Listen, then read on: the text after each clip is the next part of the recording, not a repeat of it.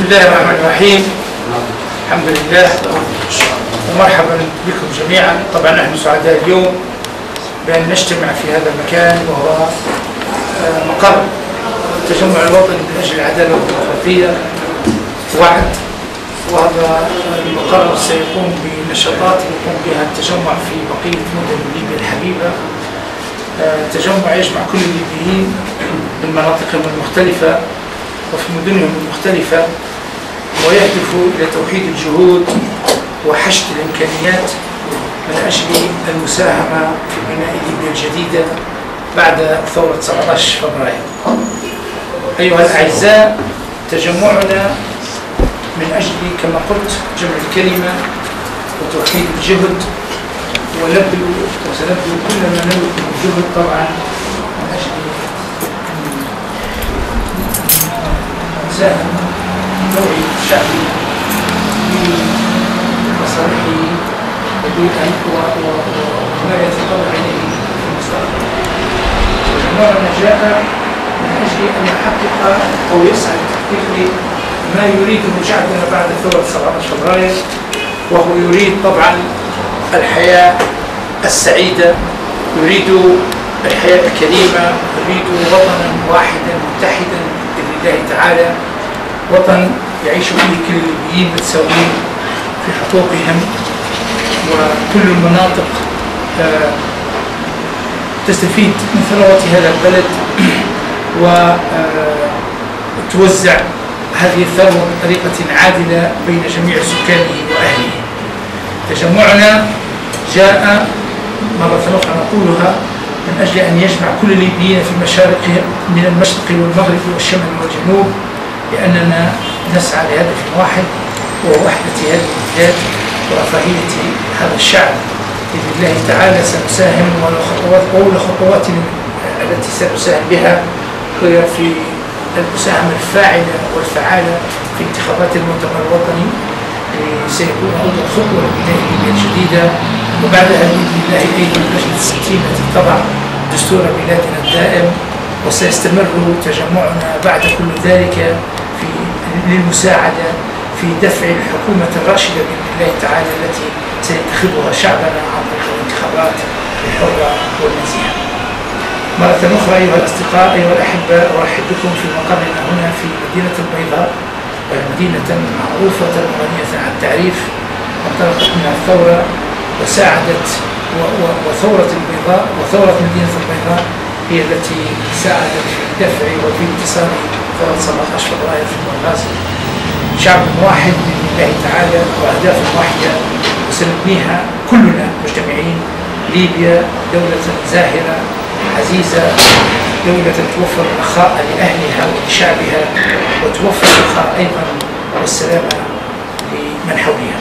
مرة أخرى أرحب بكم في مدينة البيضاء، ونتمنى من الأخوة أعضاء التجمع الوطني من أجل العدالة والديمقراطية وعد هنا كل التوفيق والنجاح. نشكر كل الأخوة الذين ساهموا في إنجاح هذا العمل وفي توفير هذه الإمكانيات، نشكرهم جزيل الشكر ونتمنى لهم التوفيق من أجل خدمة هذا الوطن العزيز، وأشكركم جزيلا.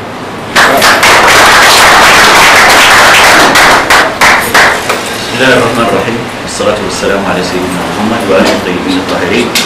بهذه الأمسية الطيبة نفتتح فرع التجمع الوطني من أجل العدالة والديمقراطية في مدينة البيضاء، ونرحب بالضيوف الكرام السادة الدكتور عبد القادر الدورة والسيد محمد القندوز والسيد وهبي الرخ، وأيضا الأستاذ وليد الدروني، وإن كان من أبناء البيضاء إلا أنه الآن مقيم في مدينة الزاوية.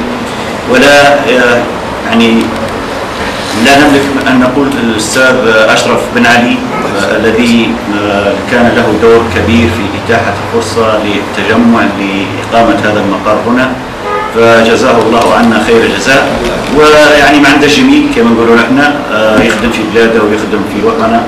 ومن هذا التجمع ندعو سكان مدينة البيضاء وكل الليبيين والمحيطين بمدينة البيضاء إلى الانضمام لهذا التجمع، وهنا متواجدين لكي يطلع الجميع وفق المطويات الموجودة في مكتب الأستاذ أشرف للاطلاع عليها، وأنا متأكد تمام التأكيد عندما يتم الاطلاع على هذه المطوية ستكون لديهم قناعة تامة وإيمان راسخ بأن هذا البرنامج هو الأفضل لبناء ليبيا.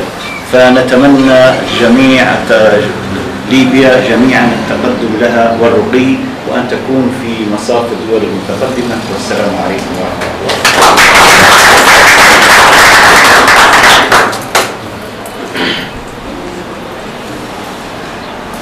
طبعا الآن كان في واحد من الأخوة عنده حاجة بتقول يتفضل. أستاذ أشرف. أستاذ الشرف. الله يسلمك الله يبارك. الحمد لله والصلاة والسلام على رسول الله.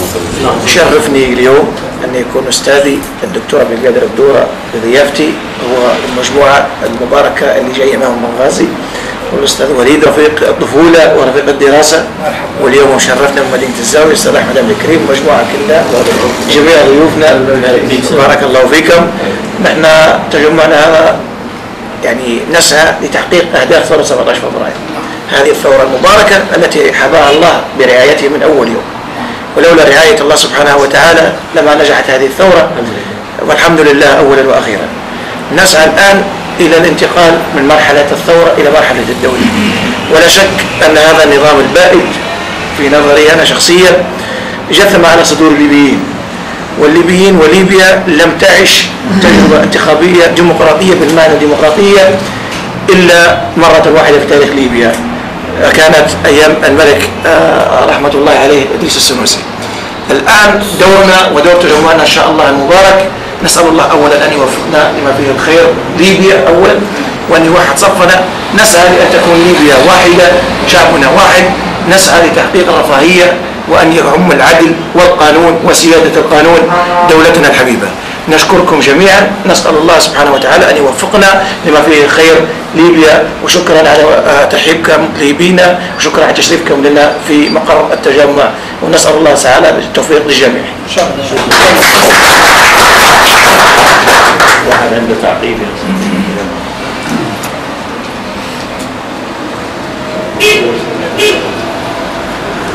تفضل أبو فيك. تفضل خالد. كراس يا جماعة. كم مع كراس؟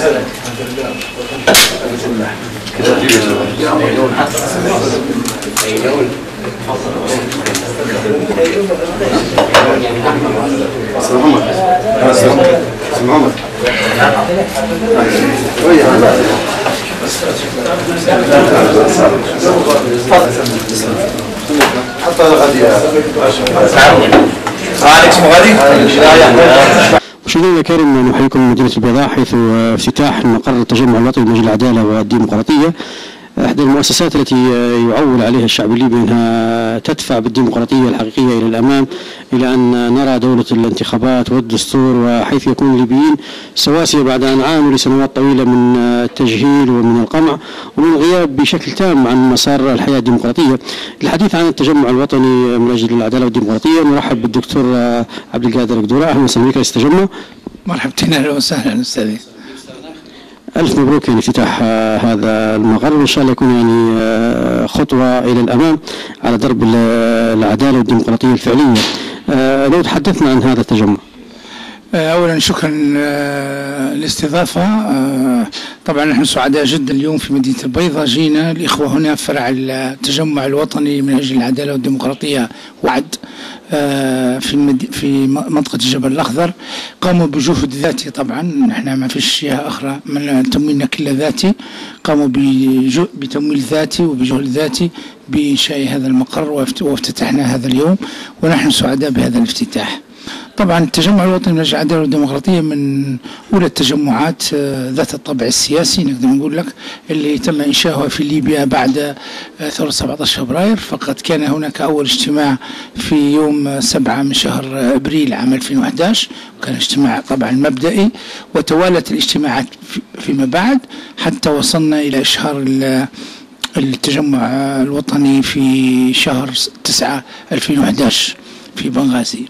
طبعا هذا التجمع يجمع كل الليبيين الحقيقة من مختلف المناطق، ومختلف القبائل، وهو تجمع يهدف بالدرجة الأولى إلى تحقيق أهداف ثورة 17 فبراير في الحرية وفي الديمقراطية وفي بناء دولة القانون والمؤسسات.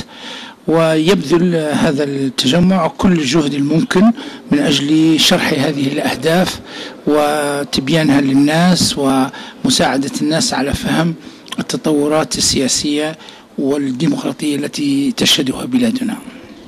ماذا قصدتم بكلمة وعد اللي موجودة في الشعار؟ وعد مقصود بها طبعا واختصار لكلمة وطني، وعد وطني وعدالة وديمقراطية، 3 حروف الأولى من وطني ومن عدالة ومن ديمقراطية، لأنه هو اسمه التجمع الوطني من أجل العدالة والديمقراطية. الآن هل في أي علاقة بينكم بين المؤسسات الرسمية في الدولة، المجلس الوطني أو الحكومة؟ والله الحقيقة يمكن تكون لنا علاقات لكن عن بعد، يعني لا نملك علاقات مباشرة. نحن الحقيقة بصراحة وأنا سعيد جدا وأنا فخور بهذا، وأن تجمعنا علاقته بالقواعد الشعبية بالناس في مناطقنا كلها، في المنطقة الشرقية في سبها عندنا مكتب هناك، في طرابلس أيضا عندنا مكتب، وفي بنغازي، وفي الآن في البيضاء، وفي قريبا إن شاء الله في الزاوية. وهذه نحن الدرجة الأولى عندنا علاقات وثيقة جدا بالقاعدة الشعبية بالناس، ونحن نهدف بالدرجة الأولى إلى توعية هؤلاء الناس لمساعدتهم في اتخاذ قراراتهم السياسية الرشيدة. نحن الآن نبذل جهد كبير في الانتخابات، ولكن عن طريق توعية الناس بأهميتها ودفعهم إلى التسجيل في السجلات الانتخابية. نحن لا يهمنا لمن سيصوتون، ولكننا من الدرجة الأولى نتمنى أن الكل يهتم بهذا الحدث وأن يسجل في سجلات الانتخاب حتى يستطيع أن يملك حق التصويت.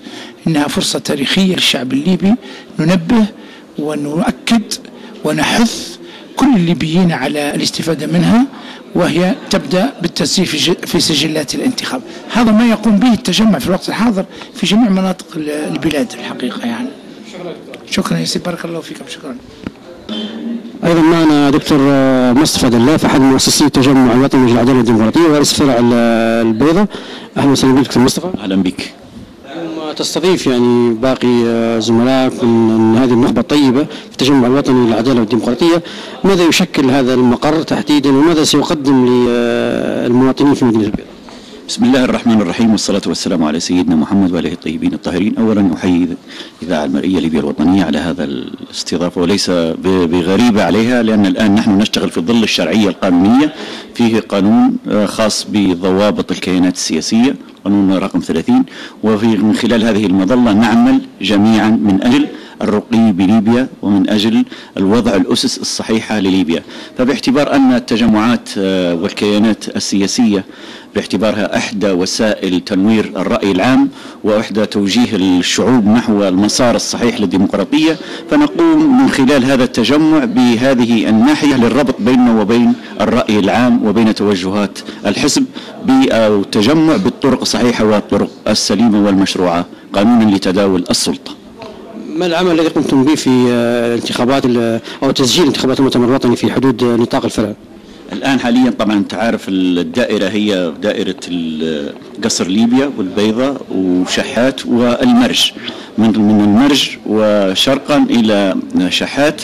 الآن نقوم باختيار الأسماء الصحيحة التي نرى على أنها قادرة على حمل الراية الحامل الصحيح، وأيضا تشجيع الناس على الالتحاق بالدوائر بمراكز التسجيل لكي يتم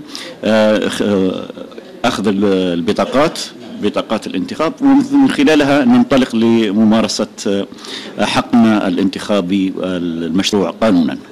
ماذا يمكن أن يقدم يعني تجمع الوطني للعدالة والديمقراطية للمواطنين، يعني كل فرع في منطقته غير متابعة تسجيل في الانتخابات غير الأعمال السياسية الأخرى؟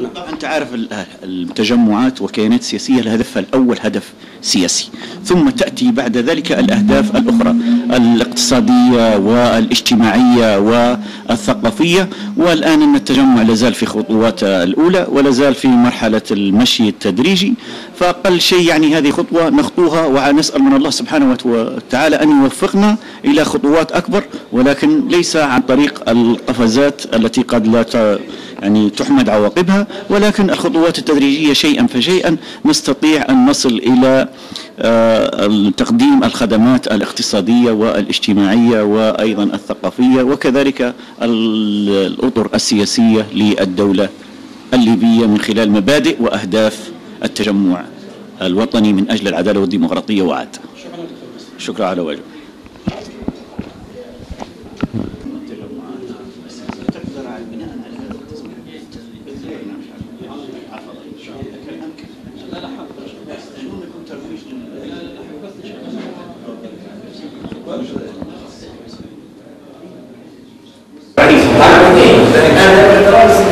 مش